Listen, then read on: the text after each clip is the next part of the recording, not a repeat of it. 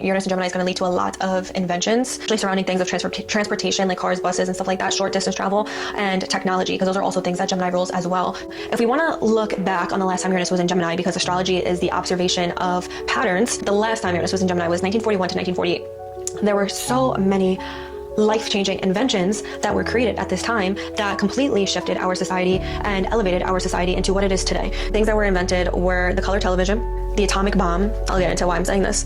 Mobile phones. This is from interestingengineering.com. That's right, mobile phones came into existence in 1947. Now, people were not walking around with flip phones in secret. The first commercially viable phone did not come into existence until 1983. However, in 1947, TNT proposed that the FCC allocate a large number of radio spectrum frequencies so that widespread mobile telephone services would become feasible. It was Bell Laboratories that introduced the idea of cellular communications in 1947 with police car technology. The microwave was also invented during this time, the jukebox. So, as you can see, we're created a different way of us to receive information, to connect, to learn about what's happening on a social global scale, and to communicate. The mobile phone, like the fact that that was invented the last time Uranus was in Gemini, I can't even imagine what type of new social connecting device is going to be invented during this time while Uranus in Gemini, because Gemini is all about communication. Gemini is ruled by the planet Mercury, the planet of communication.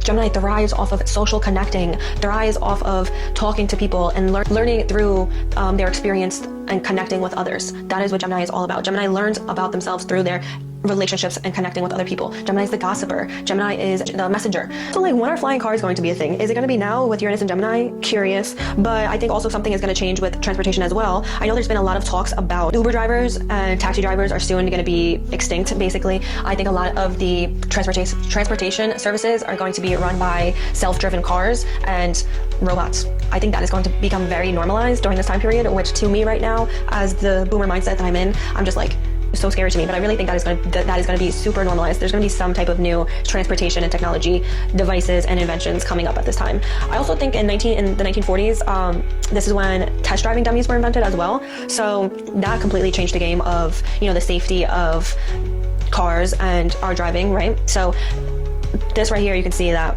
there's going to be a lot of new inventions surrounding transportation and technology, 100%.